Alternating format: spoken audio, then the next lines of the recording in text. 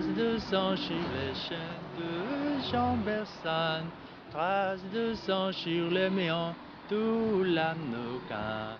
Aujourd'hui sur le laurier de la Korea, les traces à qu'un rayon de leurs éclats. Ah, général Guimison, cher est son nom. Oh, général Guimison, bourré son nom.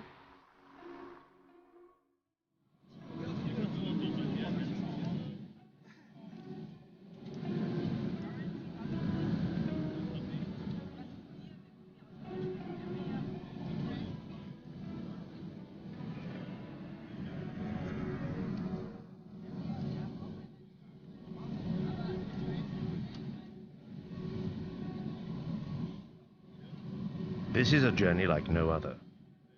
After several months of wrangling with the North Korean authorities in Paris, we obtained a visa for Pyongyang. As soon as we arrived, the scene was set by a compulsory photo shoot.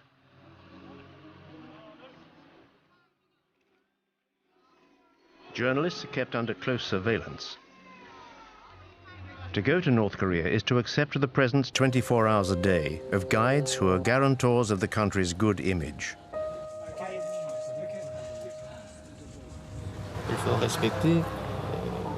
The law must be respected. We do not allow French journalists to go out alone. Our country, North Korea, does not like the French. Why? Because they took part in anti-North Korean operations. There never were any French operations against North Korea. But in Pyongyang's eyes, every foreigner is a potential enemy who has to be closely watched. It's the sworn duty of each guide to chaperone the visitor and regurgitate the regime's propaganda. Even these official North Korean guides may not be filmed. During our stay, we will be confined to our Pyongyang hotel, with absolutely no chance of being allowed to go out into the city unaccompanied. So, Mr. Han, what are we going to do? What now? Going for a stroll. Where? Here. In the hotel? Yes, in the hotel. Maybe we could go into town. No.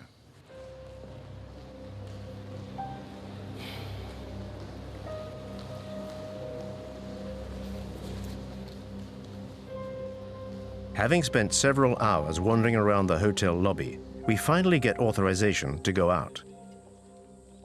Any trip is pre-programmed and serves the objectives of the propaganda machine.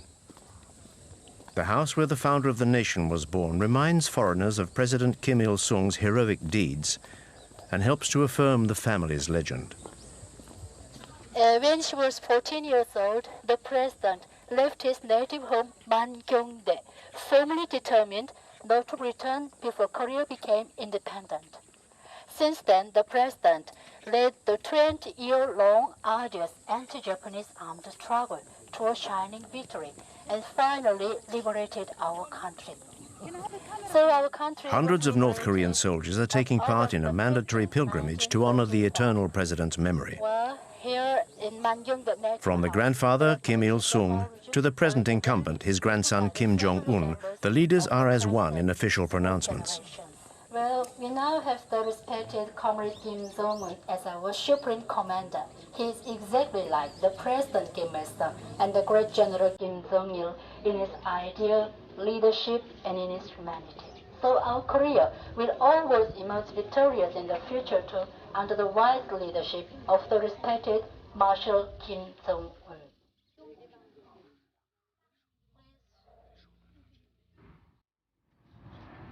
We've been given authorization to visit Pyongyang to film the capital's latest infrastructures. The authorities are keen to airbrush the image usually associated with this country: a totalitarian regime, a family dynasty, and brutal repression. This shiny, brand new hospital is exactly the sort of publicity the regime wants. On the 3rd of November last year, Marshal Kim Jong-un visited our hospital. He was very happy. He said he felt like he was walking into a palace. Look at that chandelier up there. That is our emblem. It represents a woman's bust. This is the room which our glorious leader, Kim Jong-un, visited on the 3rd of November. Come in.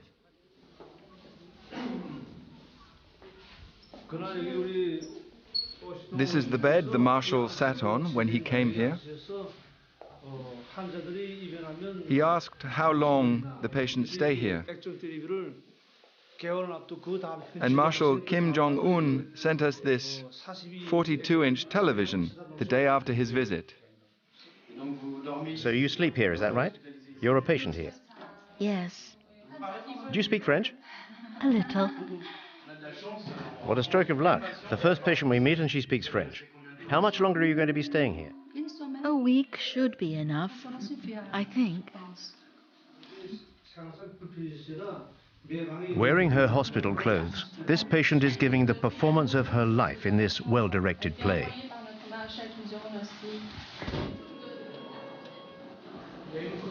Is that a power cut? But reality soon kicks in again. Do you often have power cuts? No, very rarely.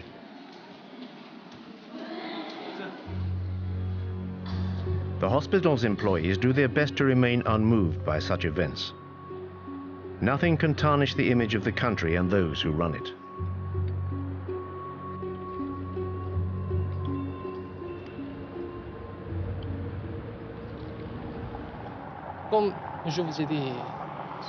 As I said to you this morning, our country is at loggerheads with the USA, Japan, and South Korea.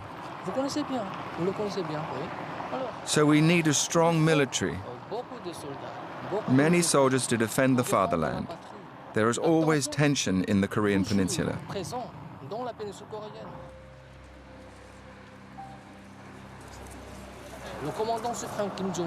And Commander Kim Jong-un is very young. He has declared, if our enemies dare to light even the smallest fuse of a war, Korea will strike a lethal blow, which will definitively unite the country. Reunification of our nation is the most fervent wish of every Korean. This desire for reunification dates from the end of the Korean War in 1953, when the peninsula was split into two countries. But no peace treaty was ever signed. Officially, the two Koreas are still at war. North Korea was subsequently run by Kim Il-sung until 1994, and then by his son, General Kim Jong-il, who died on the 17th of December, 2011.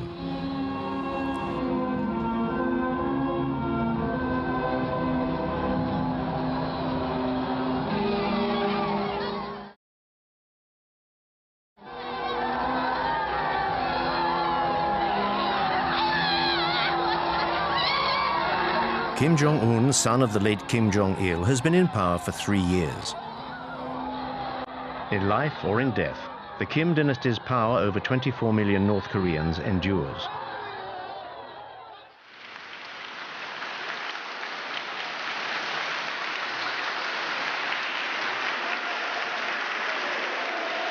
The Kim family is the first communist dynasty in history. The new incumbent was presented to the people as a natural successor. Barely 30 years old, Kim Jong-un was quickly awarded the titles of Supreme Commander and then Marshal, and set about consolidating his power. Kim Jong-un's accession to power gave birth to a new hope in the hearts of the North Korean people.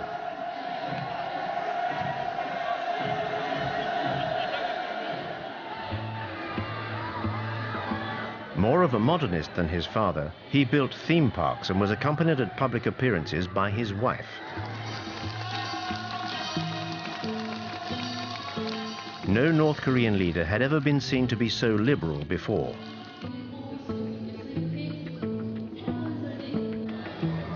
Kim Jong-un cultivated his image right down to his posture, which was designed to be reminiscent of his grandfather's. Propaganda has now established him as the third strongman of the North Korean nation. The leader is the country's brain and the people are its body. Our guide is here to remind us of this. Marshal Kim Jong-un is exactly like General Kim Jong-il in his human virtues, his political leadership, and his philosophy.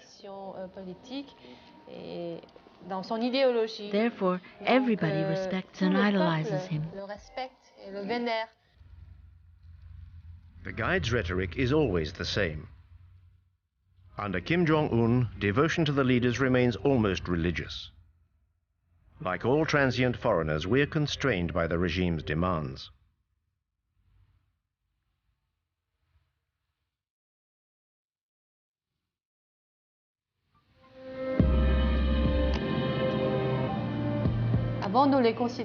Before, we thought of them as leaders or heads of state. Now, we think of them as our family's fathers, be it children or old people, be it men or women. The entire Korean nation considers them to be our fathers. In his 3 years of absolute power, Marshal Kim Jong-un, like his father and grandfather before him, has become part of the intimate fabric of Korean families.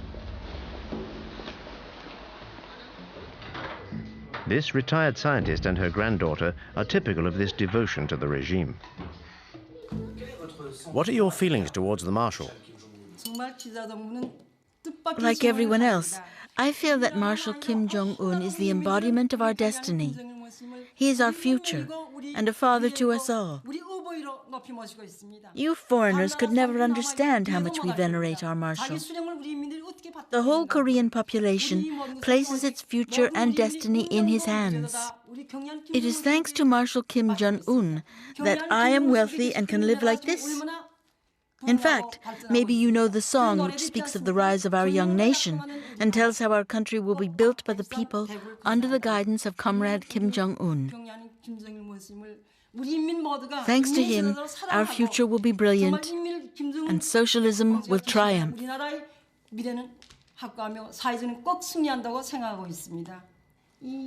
How about a song?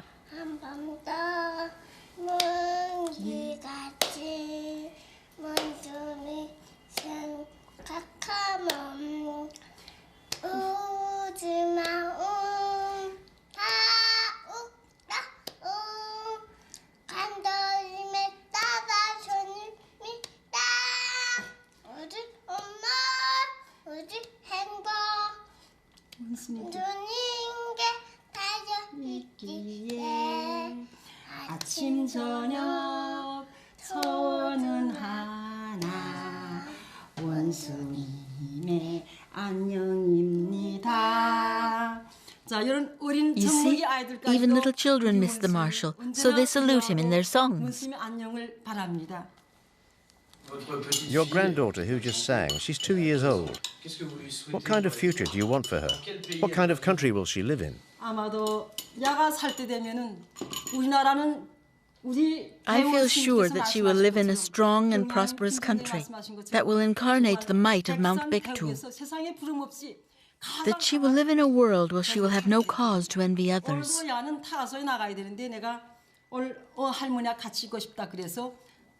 She already goes to a good nursery and will go to the free high school and university. We hope she's going to be a scientist like her grandfather. We would like her to contribute to our nation's developments in science and technology under the guidance of Marshal Kim Jong-un.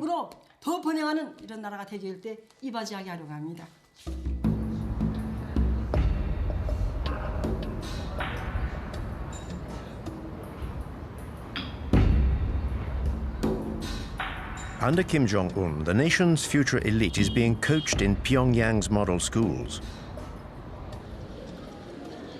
Here, the children of families close to the nucleus of power will one day become musical virtuosi. We teach the children piano, but out of 30 pupils, only a few will be selected for the National Academy of Music. Some will become pianists, and others will just become composers or singers.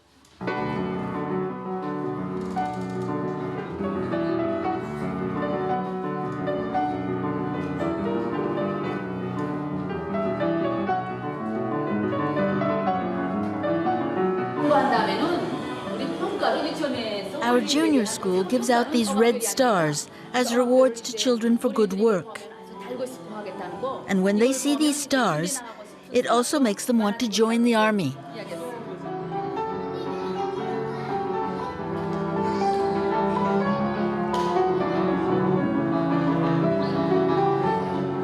In this way, youth is molded to the regime's ideology from an early age and plays a vital role in its propaganda.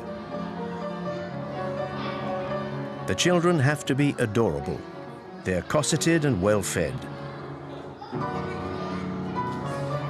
These are the regime's privileged few, the keepers of its eternal future.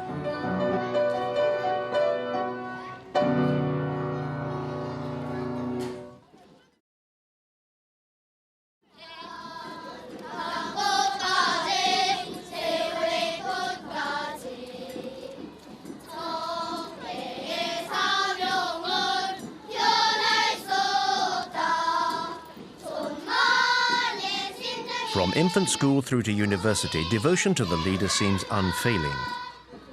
But all the parades, songs and smiles hide another reality. The images that we filmed in North Korea give no insight into how this enigmatic country really works. Only North Korean refugees who have fled their homeland can genuinely shed light on the country's everyday life. What your footage shows is children who are all at the same level. The ones who lead the parades on the streets of Pyongyang are psychologically groomed throughout their time at school, and usually they have access to better facilities, owing to their parents' position, because it's a privilege to lead parades like this through the streets of the capital.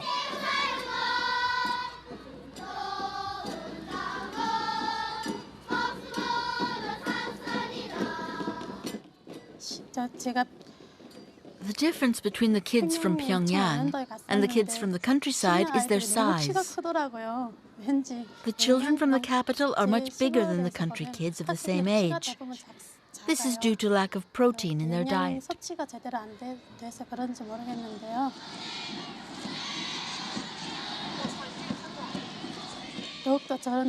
Now a whole host of new songs glorifying Kim Jong-un is being taught to the children. And they teach them to us, their parents. If children sing any song that is in any way critical of North Korean socialism, they're censured in front of their classmates.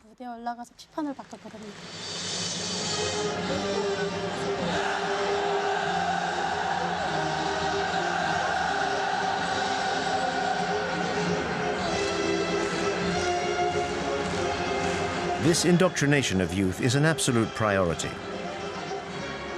At the heart of this education lies a rabid patriotism.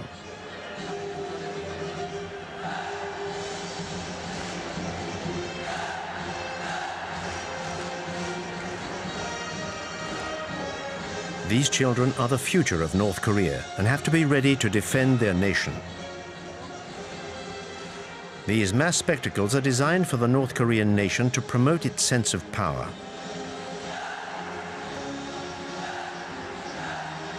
These 20,000 young participants are all members of families fiercely loyal to the regime.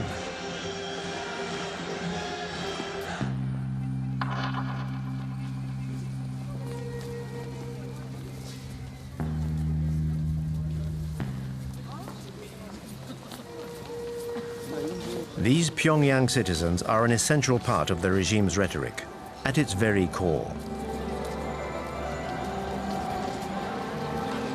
Students, teachers, and high-ranking military officers whose loyalty is beyond question.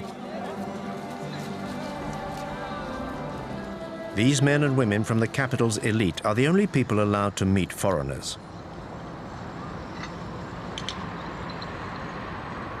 Like the Park family, a couple of university professors hand-picked by our guides. The Park family's exemplary conduct has enabled them to move into this block of flats. I'm still emotional talking to you now. We used to live on Mansadong Hill over there, in a flat on the 15th floor of a building, where those two statues of our leaders are. We were given this apartment on the 2nd of July 2012. Marshal Kim Jong-un came to visit us on the 4th of September 2012. He looked at every room, even the bathroom. He turned on the tap and the water ran freely, so he was very pleased. I couldn't believe how lucky I was to be able to live in a flat like this. When our Marshal Kim Jong-un visited us, I even asked him, "Dear leader, why is it that a family like ours is allowed to live in such a luxurious apartment?" The Marshal said, "In our society, teachers and their families are the people who are entitled to the greatest respect. If people like you can't benefit from living in a place like this, then who can? You deserve to live here." That's what the Marshal told me. A model flat for a model family. Happiness, North Korean style, is, like everything else, stage managed. In order to ensure their loyalty and to disguise the iron rod hanging over the population, Kim Jong-un has transformed Pyongyang into a shop window for the regime's privileged few. Our Marshal Kim Jong-un is trying to ensure that all our people can enjoy a happy life. He wants the people to be able to live in a civilized country, a civilized and socialist country. It is his will and his intention that the people may one day enjoy a very modern lifestyle. This shows that we're trying to develop not just the leisure industry, but also sport, healthcare, and culture. We're trying to live in a more civilized world, basically. The despot Kim Jong-un has decreed the North Koreans should have fun. The country has supposedly entered a new era with fun for everyone. At least, that's the image that the authorities want to display to foreign visitors. On the outskirts of Pyongyang, this equestrian center is Marshal Kim Jong-un's latest creation.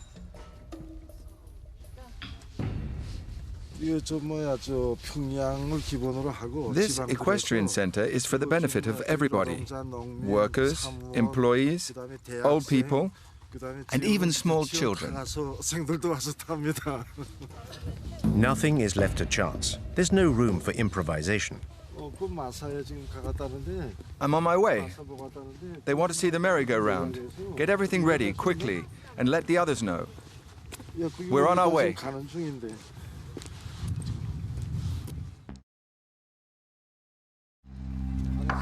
The horse symbolizes North Korea's power. If you believe what the North Koreans say, the Kim family comes from a long line of horsemen. The legend surrounding the supreme leader continues. Between 1990 and today, Marshal Kim Jong-un got on a horse 300 times, advised and coached by General Kim Jong-il. He worked very hard at it. In order to become a great horseman, he studied and read many books which enabled him to master every aspect of horse riding. That's why he's such an expert now. The myth surrounding Kim Jong-un borders on the grotesque. Indoctrination seeps into every aspect of life. Our presence here serves to export this ultra-propaganda across the country's borders.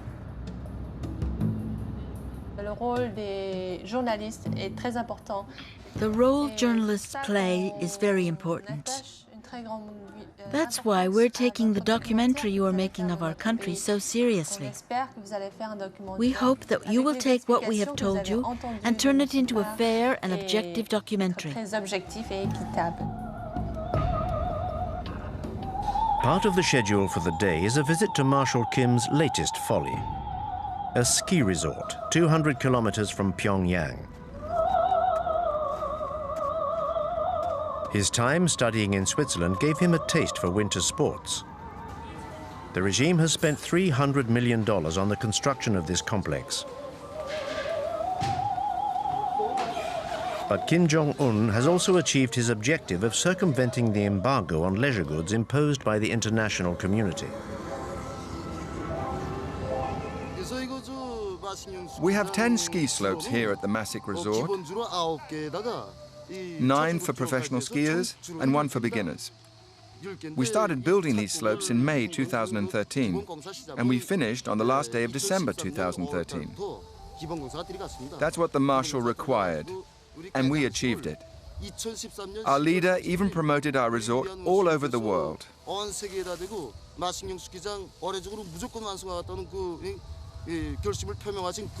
Skiing is part of our country's culture. And so Kim Jong-un wanted this resort built to develop our civilization.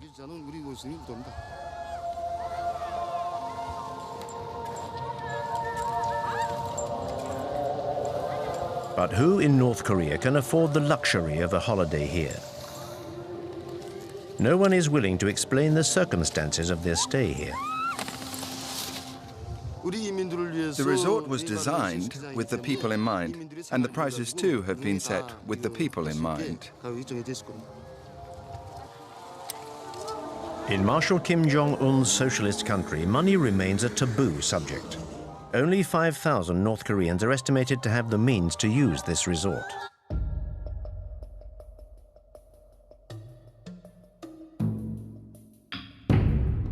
In the opinion of this North Korean refugee, these new facilities are unacceptable.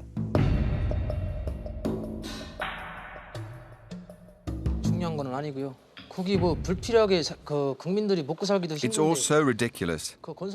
People are starving to death, and these facilities are only for rich people from Pyongyang and no good to anyone else. The reality is that people in North Korea are suffering.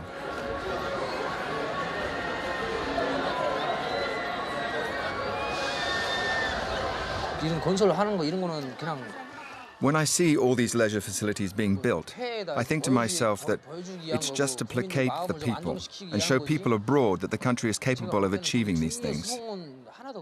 All the money spent on building these things could have been redistributed throughout the population.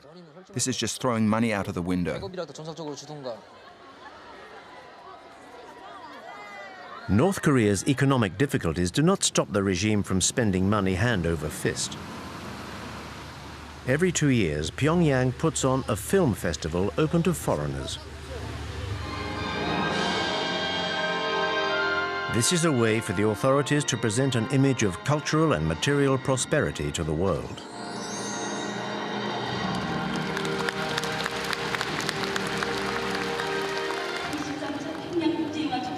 We declare the 13th Pyongyang International Film Festival open. The films and cartoons shown all follow the party line, of course. This amenability towards the world outside North Korea is limited, and tributes to the leader are never far away. This event is all the more important because it only takes place thanks to the interest and the love that Marshal Kim Jong-un has for the cinema. You're about to watch films which are completely innovative in both form and content. North Korean cinema has a central role in the propaganda machine. It educates even before it entertains.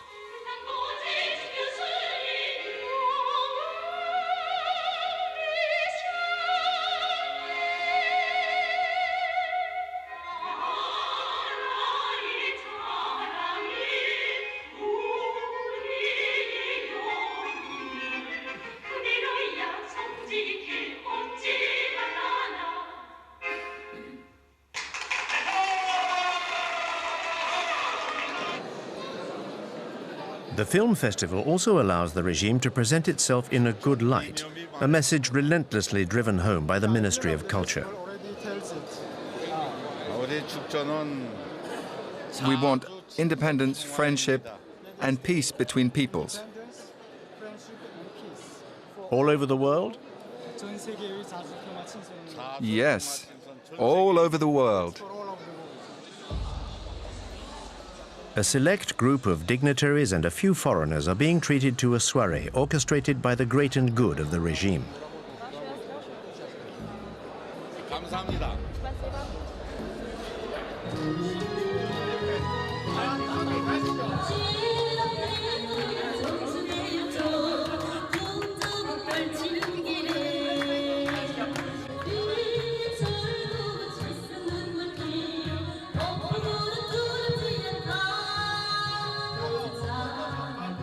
But behind this facade of a smiling, prosperous North Korea, the regime maintains control over every citizen's life.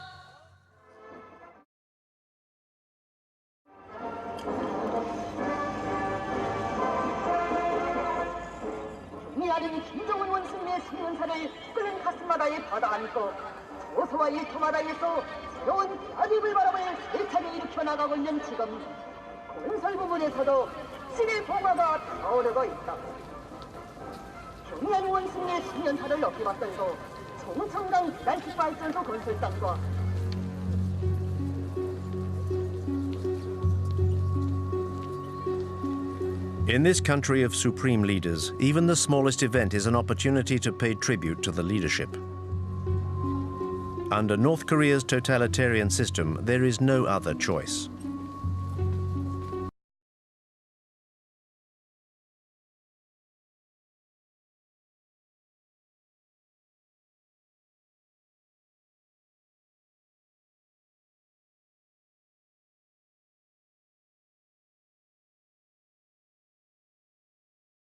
The 60th anniversary of the end of the Korean War, the population of Pyongyang is requisitioned to pay tribute to its army.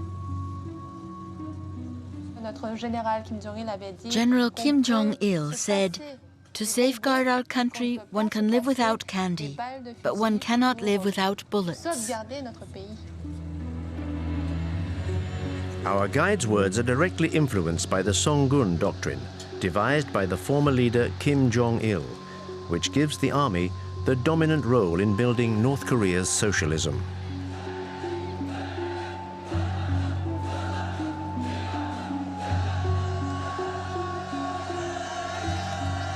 Like his father, Kim Jong-un perpetuates the tradition of large public parades. In this way, he sets the scene for his own power and that of North Korea.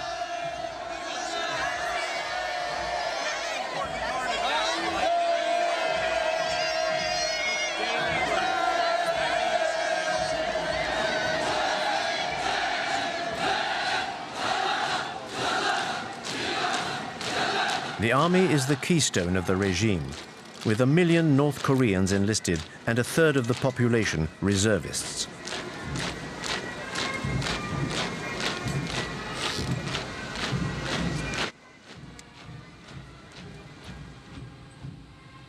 북한의 열병식은 독특한 대열 방식입니다. These parades are quite remarkable. I think they used to do something similar in the former USSR. What leaders Kim Il-sung and Kim Jong-il taught us was a style of military marching called the Hell March, which dated from the end of the war with Japan. It's a style that Kim Il-sung was already using when he fought the Japanese.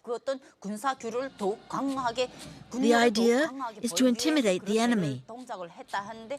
When you do a hopping goose step like that, it's rough on the stomach. When we trained, we were told to wear 2 leather belts done up very tightly under our belly. This pushed up your stomach, which you can imagine is very painful.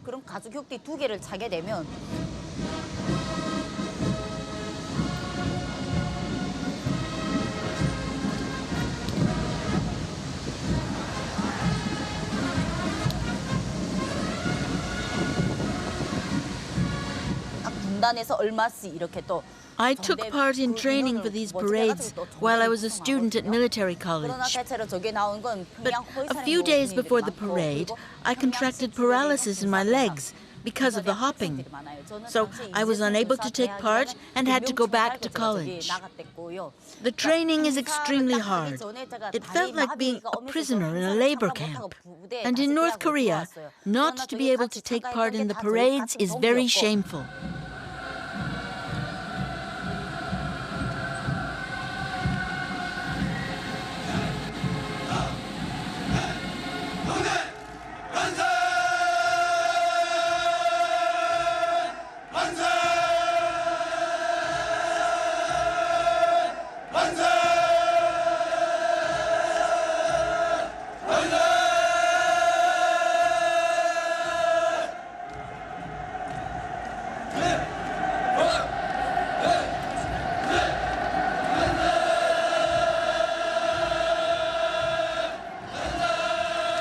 In order to establish his authority over the army and the party, Kim Jong-un took his inspiration from the darkest days of Stalinism.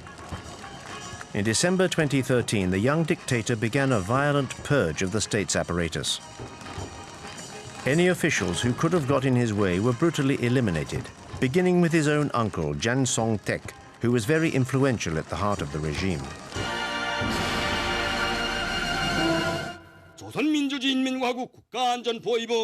The Special Military Tribunal of the Ministry of State Security of the Republic of Korea has found the accused, Jang Song-taek, guilty of acts of subversion against the state. His goal was to overthrow the power of the proletariat by aligning himself with our ideological enemies. This crime carries the severest penalty under Article 60 of our Penal Code. This upstart, this traitor to the revolution, is condemned to death. The decision is to be implemented with immediate effect. Jang Song-taek was shot, according to the party line, for fomenting a coup d'etat. He was said to be overly immersed in commercial activities with China. Any hope of the regime relaxing its approach was definitively snuffed out. Kim Jong-un has asserted himself as a warlord. His frequently bellicose directives are followed to the letter by North Korea's soldiers. After the Kim Jong-un regime took power, training became more and more intense. He was determined to crush South Korea by force. He was very insistent on the weapons we had to use and ordered us to use all our ammunition on every training drill. I remember the directives changing when he took over. We had to go up into the mountains more and more often for training sessions, 2 or 3 times a week. And everything changed from a military equipment point of view. We got new and better munitions, like armor-piercing bullets. I think Kim Jong-un wants to prove to Koreans that he is capable of preparing the country for a war against South Korea.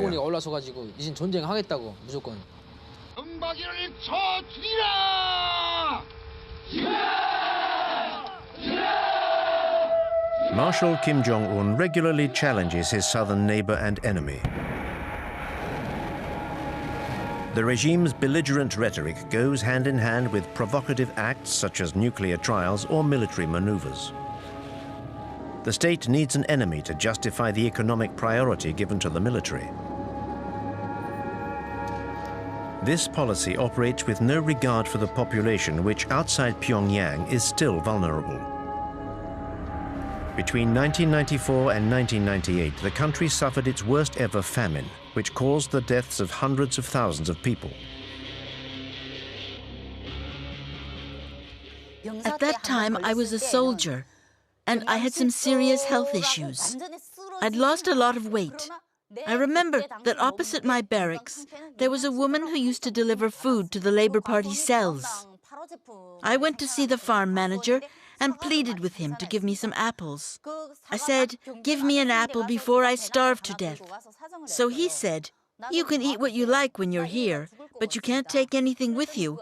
Otherwise, all the other soldiers will end up coming here and your superiors will confiscate your food." I lived on an apple in the morning and an apple in the evening for several months. Nowadays, there are no great famines, but lack of food is still the main thorn in the regime's side. A third of the country's population suffers from malnutrition and is dependent on a public food distribution system.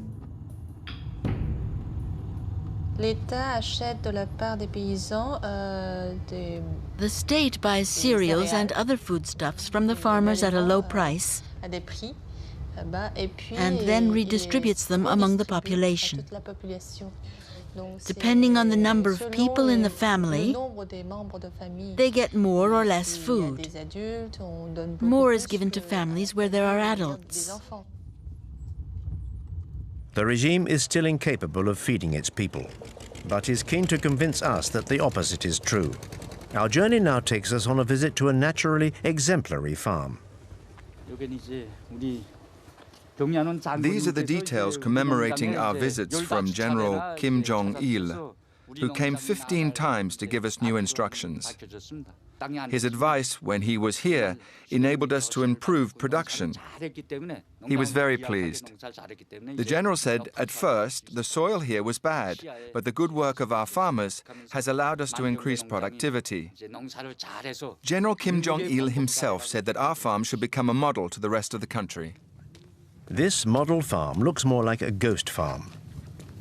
According to the manager, 850 farmers work here. We do not see a single one. This dilapidated greenhouse is the regime's attempt to convince us of how modern its agricultural system is. In fact, what we produce here is mainly for the local population. We don't get involved in how many people we distribute vegetables to. There is an organization above us that calculates this and then gives us production targets for the year.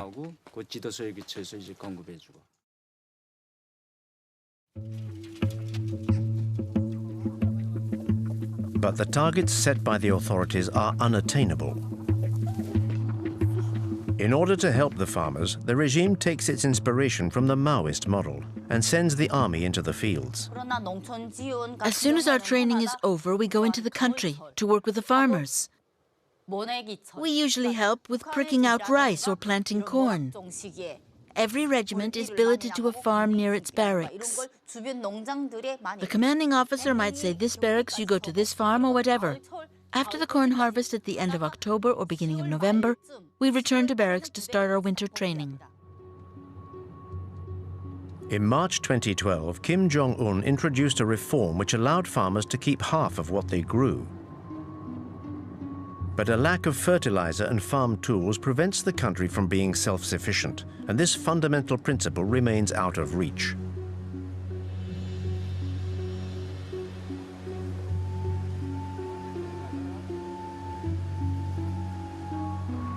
The regime seems to continue supporting a systematic economic path. But today, it no longer has any choice but to tolerate private commercial ventures.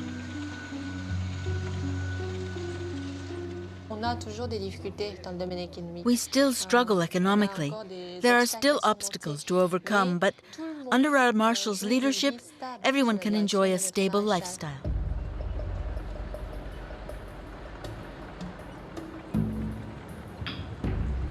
The regime has succeeded in maintaining this stability by cutting off its population from the outside world.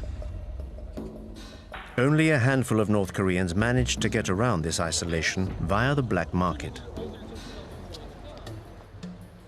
There are smugglers who regularly cross the Two-Man River on the Chinese border and bring back contraband.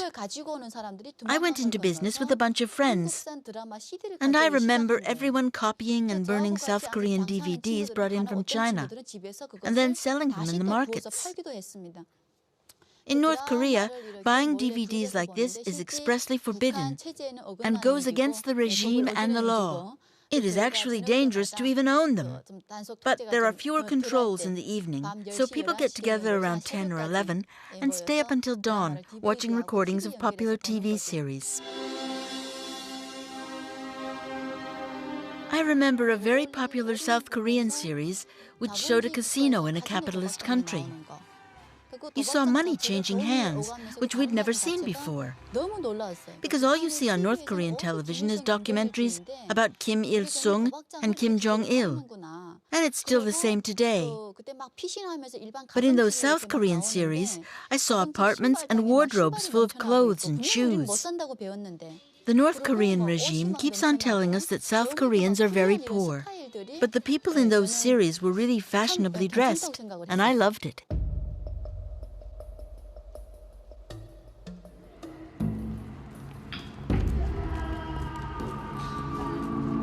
According to these refugees, this new merchant elite could be the catalyst for change within the country. This may explain why control over the population has increased since Kim Jong-un's accession to power.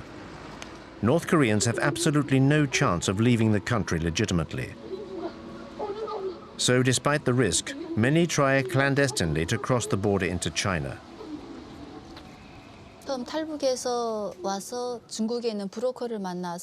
The first time I fled North Korea, I met a middleman when I arrived in China and was sold to a Chinese farmer. When you're on Chinese soil, you're considered an illegal immigrant and not a refugee. I ended up getting caught, and the Chinese authorities sent me back to North Korea. I was sent to a labor camp for a year. I was beaten for 3 days. The first few days are meant to frighten you and make you confess your crimes. Once you've confessed, you're sent to a labor camp or to prison. When they were torturing me, they prevented me from sleeping, and they hit me here, in the eye.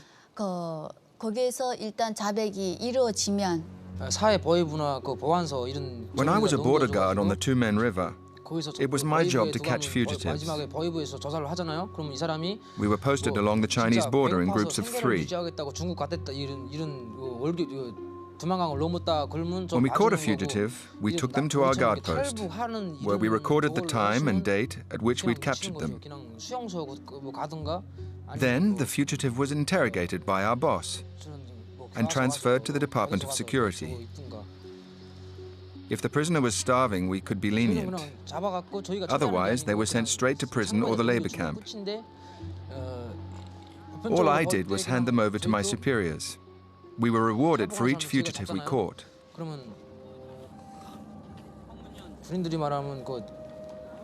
I stopped about 8 people from escaping across the Two-Men River into China. If you catch 1 fugitive, you get a medal. If you catch 5 in the same year, the Labour Party awards you prizes and even holidays so that you can go home and see your family.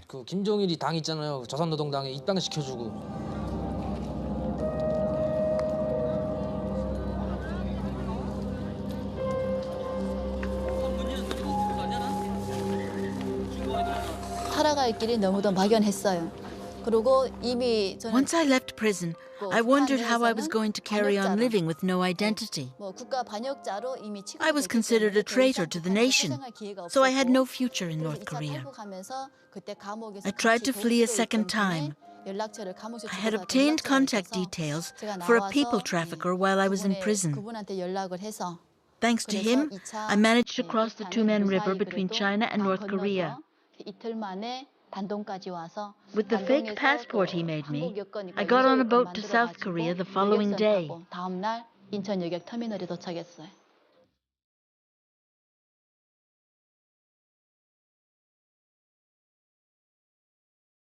The ruthlessness of the regime and the disastrous economic situation have forced over 200,000 North Koreans to flee their country. 25,000 have made it to South Korea. Despite some early hope, Kim Jong-un's accession to power has not changed the nature of the regime. Never before has the contrast between the reality of this country and the image it tries to portray been so glaringly obvious.